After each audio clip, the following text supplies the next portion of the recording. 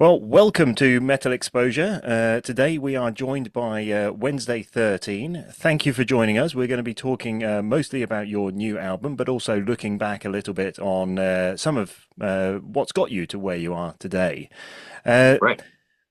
a quick question for you. You're currently on tour. Where do we find you at the moment?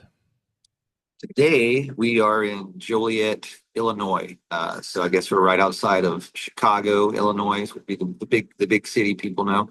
And Fantastic. we have four shows left on this tour, four left of 36. So this has been quite a long tour, 6 weeks. So it's been a long, fun tour, but it's been great because this last week has been the record release and. Anytime a tour gets feeling a little too long and you're starting to run out of steam, this album release and the enthusiasm from the fans has rejuvenated that. So it's Yeah. put some more gas in the tank to finish out these last four shows.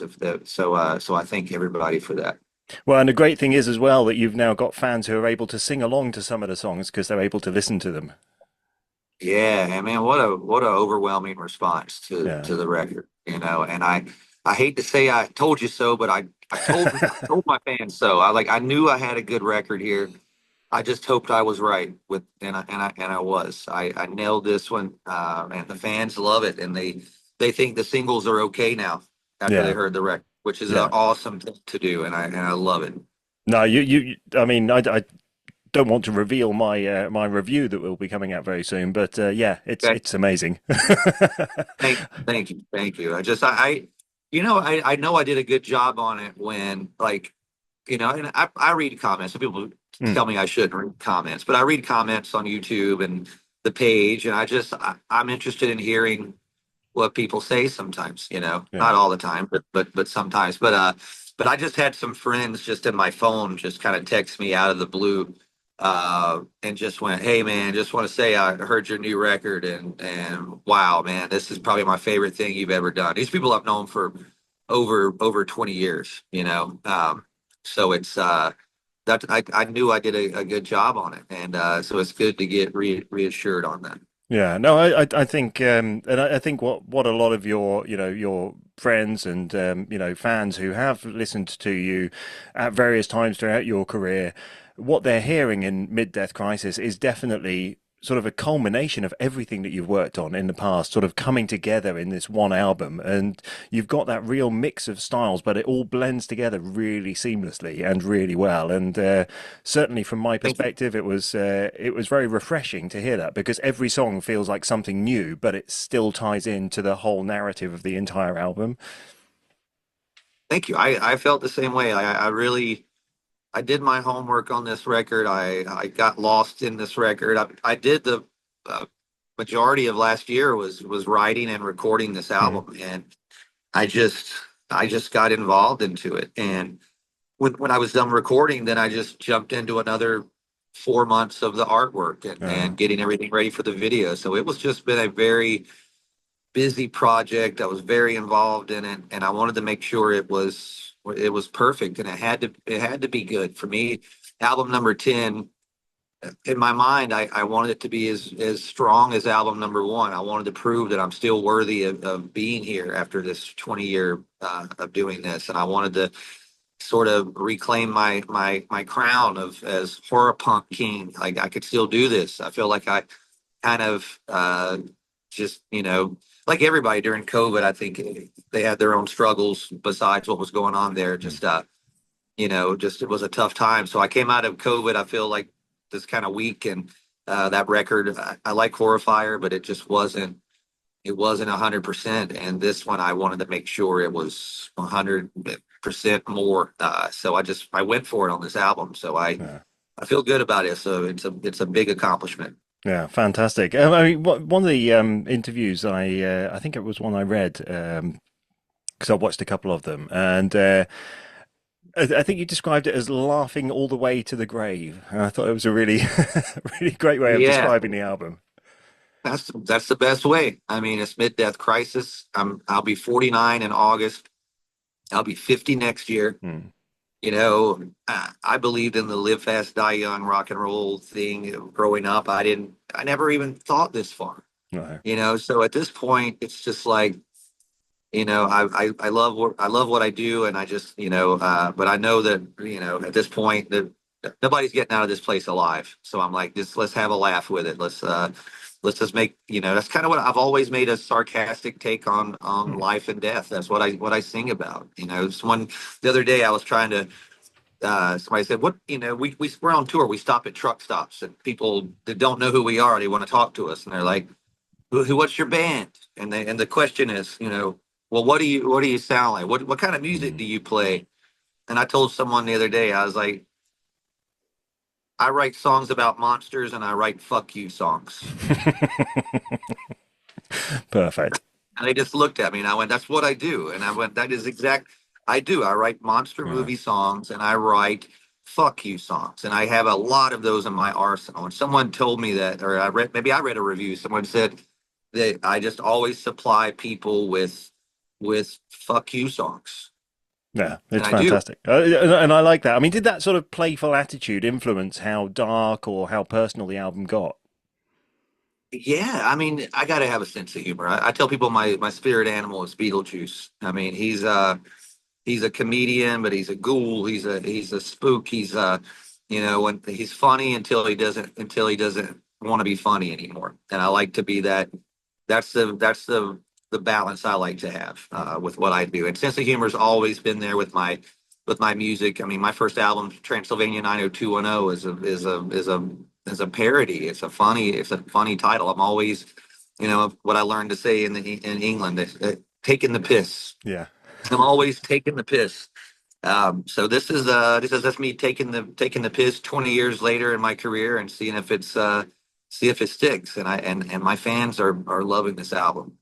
Do you feel then that, I mean, because Transylvania 90210 and this album, if I'm correct, you wrote and recorded alone, like you did, but some of the others you worked more collaboratively. What was it that sort of reignited the passion to do that? And by doing that, did it kind of reignite some creative spark within you? Yes. So basically, I'm not sure how the press thing was worded. I think it may have been worded kind of odd, saying I did the whole record by myself. What I did is when it came time to write this record, I purposely wrote it by myself. The song ideas and the whole beginning process I started by myself because that's how I did my first Mm, album. exactly, I yeah. didn't have a band. I didn't know I was going to call it Wednesday 13 at first. I even had a couple band names. I don't remember what they were. But I was before I you know I didn't have a band, so I went in my basement at the time 20 years ago or and I started writing these songs that became Transylvania 90210. And I didn't have anybody to bounce ideas off of except for my wall. And uh, and I went and I thought for this record, I went, well, here I am 20 years later. My last few records, I've incorporated my band, and that's became more of the songwriting thing. I'm like, I need to go back to how I did in the beginning. Can Mm, I do that again? It was a challenge for me. So that's why I sat down by myself and I wrote all the songs. Now, when I had all the songs together, I had my band come over, and then our guitarist Ashes and our drummer Mike yeah. came over to my house, and we just set up in my garage. And I went, all right, here's are the songs I wrote, and we work on a couple a week, and we just started doing the demos that way. And so yeah, I very much use my band, and I love my band. My Mm. band's been with me for a long time, and they shine on this record too, which is another thing I'm proud of as well. So they were very much a part of the album. I just the beginning process. I had to get those ideas, and I wanted to bounce them off myself. I needed to see if I could do it again, and I did it. Yeah. I mean, you mentioned Ashes there, but did he replace Roman for this album? Was this the first album he's Yes, been on? Okay, yeah. yes, yeah. How This is did the that this is sort the of? first album. It's crazy. I mean, I told somebody the other day, I'm like, all good things must come to an end. Mm, Roman was a huge part of Wednesday 13. He was my best friend for many years, yeah. and over time, we grew apart. He got married. He spent most of his time outside of America. and he just wanted to go do his own thing, and we all wish him the best. And but just like in the beginning, I've had a lot of people come and go in this band, and I don't have any plans of stopping. So that was another challenge too. I also wanted to see if I could make a record. Because Ramon's made a lot of great music with me over the Mm. years. So it was, so I had a lot of challenges up against me on this, and to know the record's out now, the fans are loving it, the critics are reviewing it and loving it. It's just, it makes me feel good that I succeeded in what I tried to do, and I made a good record, and I'm so happy with it. I'm ready to go home and actually start writing again. I've never had that on any app. Usually when a record comes out, I am done. I don't want to touch a guitar for a year, and I'm ready to. I want to top it. I'm like, oh, you like that? You think that's good? And I'm ready to. The next one, I'm ready to knock it out of the park again. I'm already ready. I'm fired up about it. I love it. I love it. When you get that sort of energy and that motivation, does that drive you to want to experiment a little bit more and try different things, perhaps go into collaborations and stuff like that? Collaborations are fun. Having Tammy on that track, Oh he's one yeah, of no my rock. apologies. Yeah. He's one of my rock and roll heroes. So that was just me going back to my roots, and that was easy to do. As Mm. far as experimenting, I think I may have said this in another interview before. I think I'm kind of done experimenting. As Fair enough. Yeah. I started doing that around 2015 up until now. We were experimenting with different stuff. That's when Ramon was in the band, and our drummer Kyle brought in with my condolences record. That was an experimental record, just doing a more metal record more Mm. than a rock and roll record.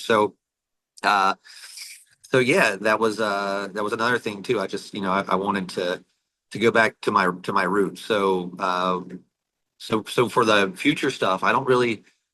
I'm just kind of wanting to go back now with this perspective in my life and try to go back to that sound, which is really easy to do for me. Yeah. So now I'm excited to see what else is inside here.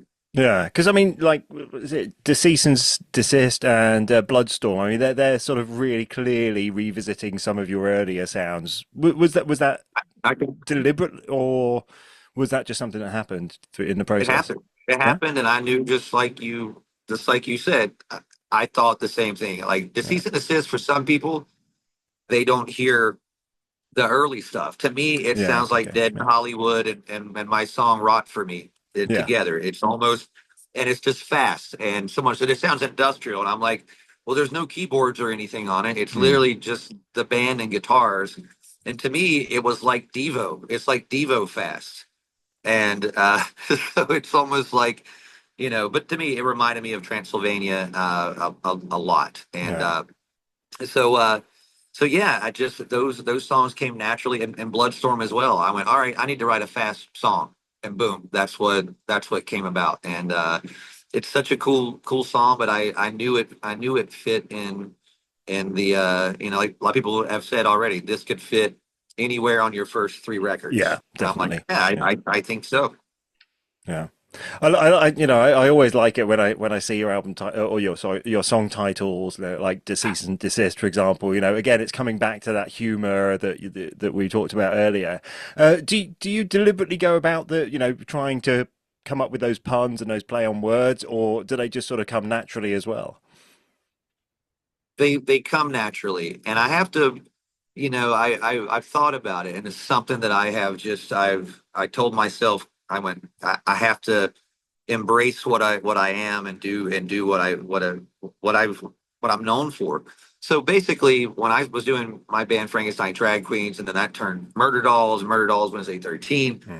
the whole lyrical thing was wordplay, which is the word I keep. And I do these interviews for this record. I hear it every day. Oh, you're a master at wordplay, and I'm now I know what that. So the word wordplay.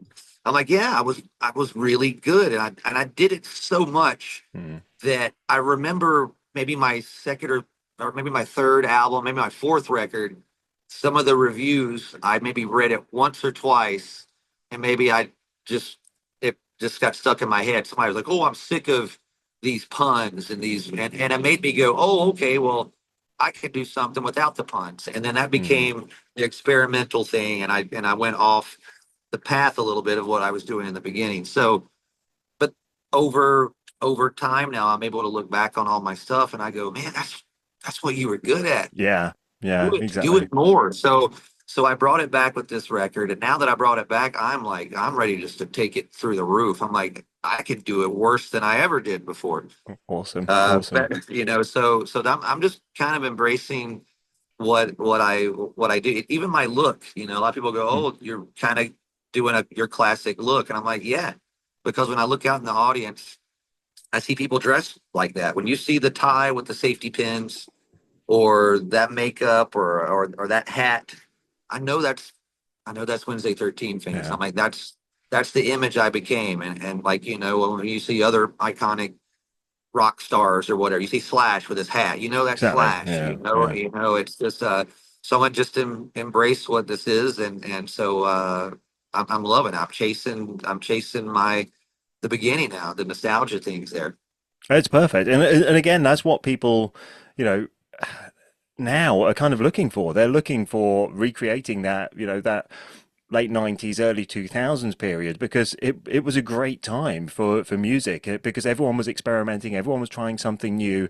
We're getting loads and loads of great new artists on the scene, and those artists who've managed to carry on going, revisiting some of their earlier styles, but without just becoming a cover band of themselves, is Right, absolutely right. fantastic, and you've really nailed it with that.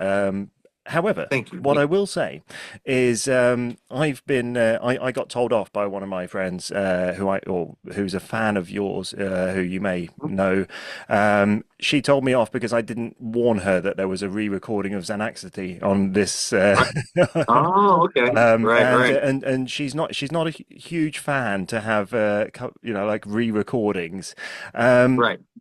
I get How it. have you found the fan reaction in general about the re-recording there?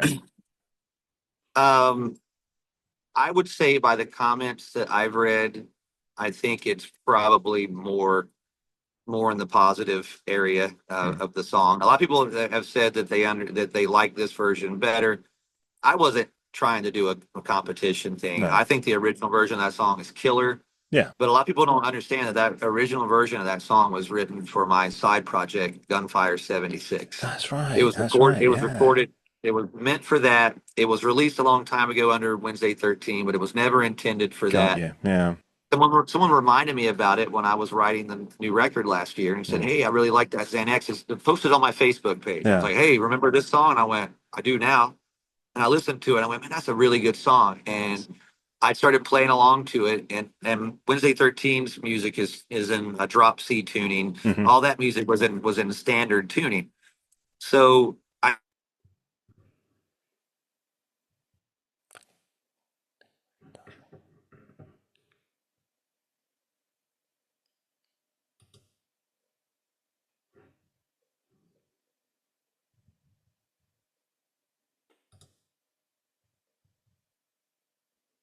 you love it. You don't want it to change. When Twisted Sister re-recorded "Stay Hungry," I didn't like it.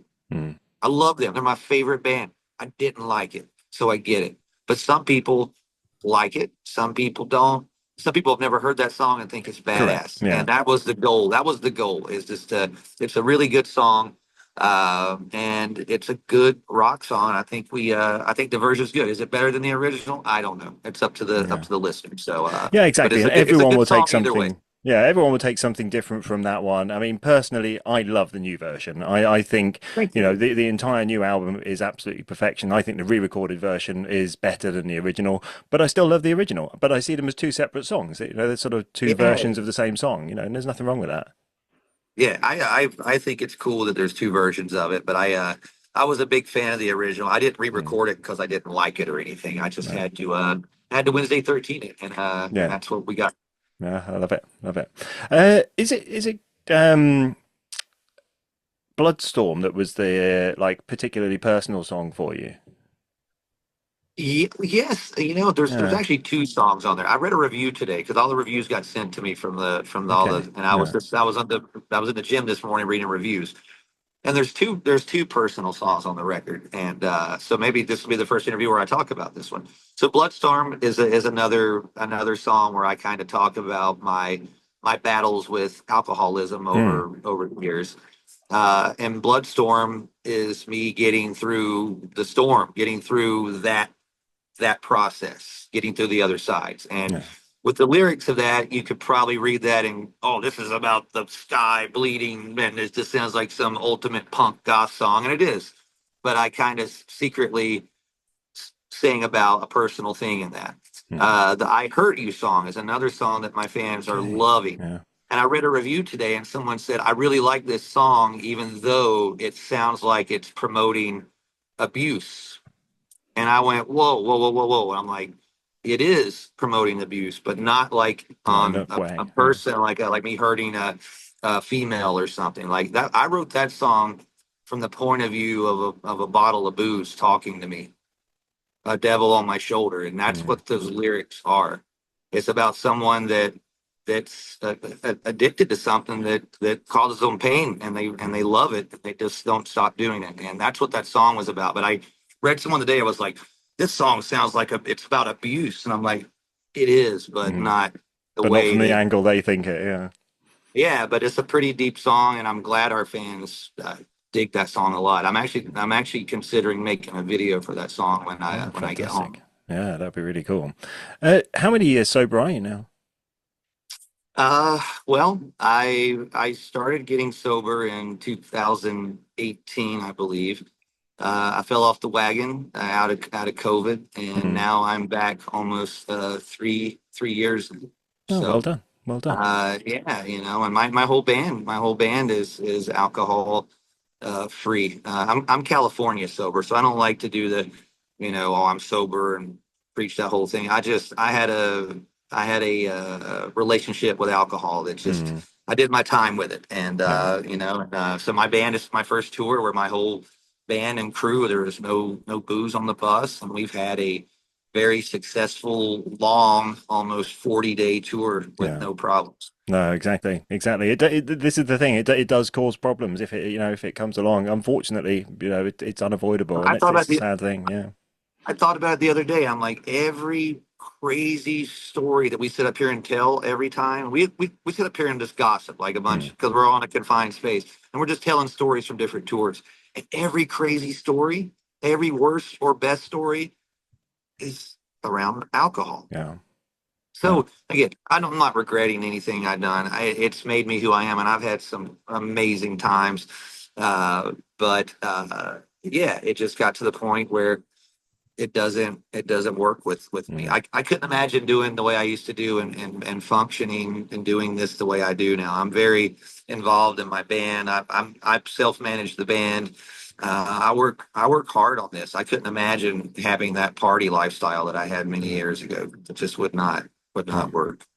But again, because you had it, I mean, you know the good side and the bad side of it, so you can I appreciate it. do. That's I the do. yeah. I do. It's but like I said, I did a lot of good times with that. So Yeah. I got many stories for many, many, many years to go. Fantastic. Well, we're coming towards the end now, so I'm going to ask you a couple of quick fire questions just to close out and bring the mood back up again. Uh, All right. I've read that Faster Pussycat and Skid Row heavily influenced you. If you had to pick one of those bands' discography to listen to forever, which one would it be? Man, that is a tough one. What could I on a desert island? Would I ever get? I'd pick Faster Pussycat. It's and that is almost beating them by one. I love Skid Row's first three records, and I love Faster Pussycat's first three records. They're both a huge influence on me. I wanted to sound like Sebastian and Yeah. Tammy together. I wanted to look like both of them. They're just huge influence. So it's I hate to say I would go with Faster Pussycat. That's a Yeah. tough one though. Damn, that's a tough one. It really Um, is. and what would you say would be a better stress reliever for you? Is it touring or recording? Touring is definitely stress reliever because I'm always stressed until I get on tour. Once I get on tour and everybody's here and everything's in place and we've did the first show, I can relax. Before then, I'm a stressed mess most of the time because, like I said, I self-manage the band. Mm. I put everything together. Yeah, studio wise, I have fun most of the time. But well, on this last record, I had a blast. In Yeah. the past records before that was a stressful mess. So yeah, Well, fantastic. It's been a real pleasure to meet you, real pleasure to talk to you, and thank you very much for sharing everything. Really awesome, look man. forward to listening to the album again and seeing you when you come over to the UK. Very soon, and we have more dates coming to Okay, exciting, exciting.